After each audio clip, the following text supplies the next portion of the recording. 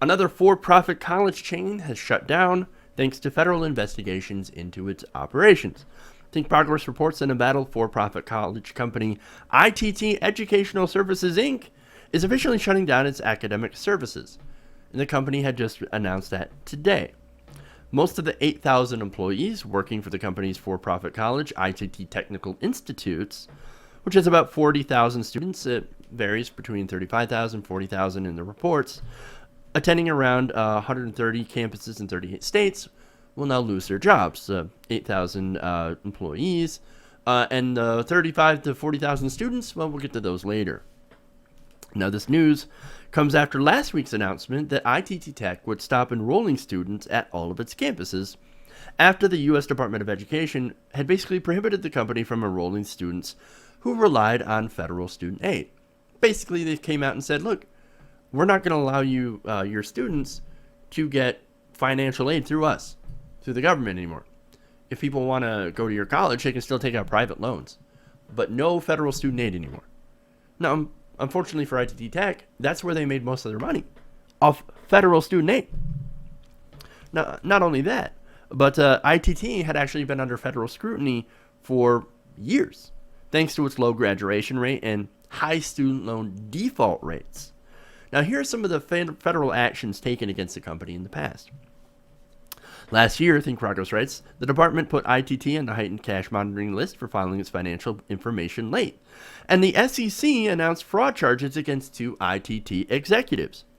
The SEC's director of its Division of Enforcement, Andrew Seresny, claimed that the executives made numerous material misstatements and omissions in its disclosures to cover up the subpar performance of student loan programs that ITT created and guaranteed. Not just that, but in 2014, the Consumer Financial Protection Bureau sued ITT for predatory student lending, arguing that the college encouraged students to take out expensive private loans they would most likely default on. And this year, Massachusetts Attorney General Maura Healey sued ITT for misleading job placement rates. See, that's a common theme for some of these for-profit colleges. Oh yeah, no, our graduates, man, they always get good jobs. In fact, look at our job placement rates, which don't always match up to reality, right? I mean, look, if you were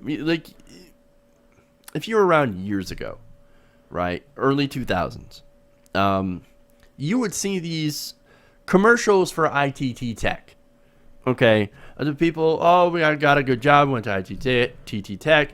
You know, my life was shit before I went there, and then since I went there and I graduated, I got this fascinating, awesome job, which pays really, really well, right? That's their claim. And their claim was, look, we'll help you get a job. We'll do job placement, right? Well, in some instances, it's been reported that they would place people not in those high-paying jobs, but in places like Office Depot, working for $8 an hour. No, really. That's what some of the reports from former students. Like, yeah, I graduated, and then they placed me at Office Depot. Well, that's not a high-paying tech job. In fact, that kind of sucks.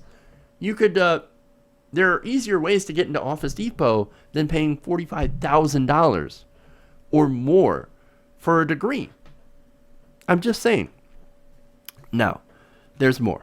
In April, ITT's accreditor, Accrediting Council for Independent Colleges and Schools, had been also under scrutiny for providing accreditation to so many for-profit colleges, accused of perpetrating fraud against students, also determined that ITT was not under compliance with its standard for recruitments of students, job placement, and a myriad of other issues. Maybe high-pressure sales is one of them. Now, ITT is just one of the few for-profit college giants to come under this level of scrutiny from the Department, Attorneys General, and the CFPB. In fact, they say many for-profit colleges are considered predatory because they take so much in federal aid, often enrolling veterans, while insufficiently preparing students for their fields.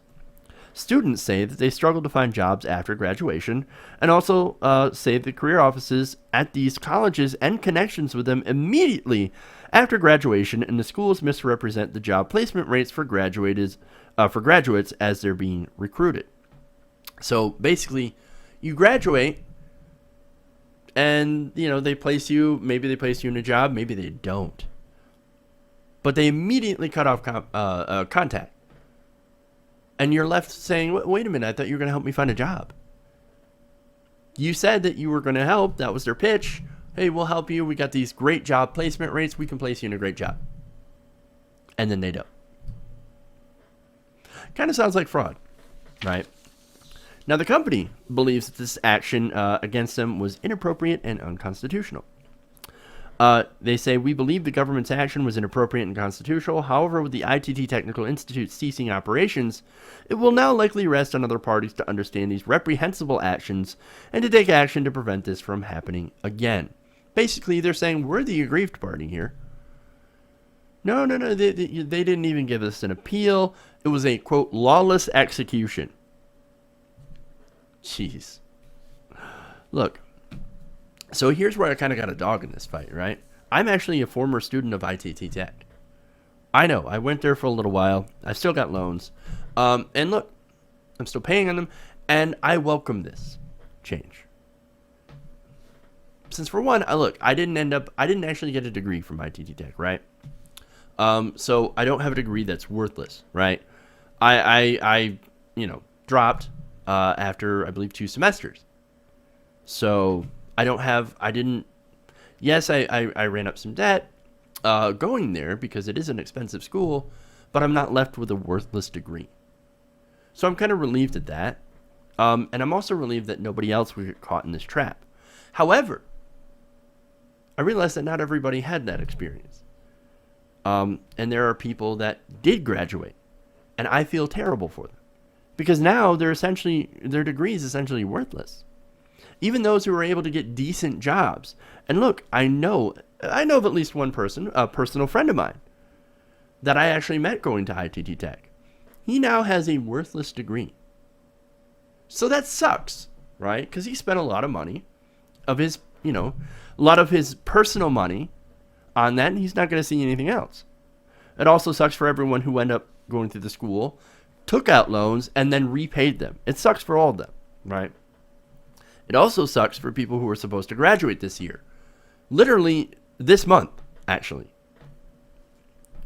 But there is some good news for them. The Department of Education is looking into forgiving student loans if they can prove that they were victims of fraud and false advertising. Usually the school shutting down is kind of good proof. All right. So they're likely to get reimbursed for their student loans or forgiven for their student loans. In fact, according to the LA Times, students and those who left the school within the past 120 days would be eligible to have their federal loans forgiven if they want to start over at another school. Also, community colleges near ITT campuses are being encouraged to be flexible in allowing ITT students to transfer their credits. And that, of course, is pretty nice. Now, for others that don't fall into that, there are ways to forgive their loans, but it's not an easy process. Now, the government is working on making that process a little bit more accessible and easier to apply for, and yet there's no guarantee. However, there are a lot of students now that are looking into doing that, so we'll see if that actually helps other former students get some sort of relief. But look, man, this just illustrates the problem with for-profit colleges, and it's good to see them cracking down on this so that more people and more federal taxpayer money doesn't get trapped and end up in a CEO's pocket without these students getting something in return.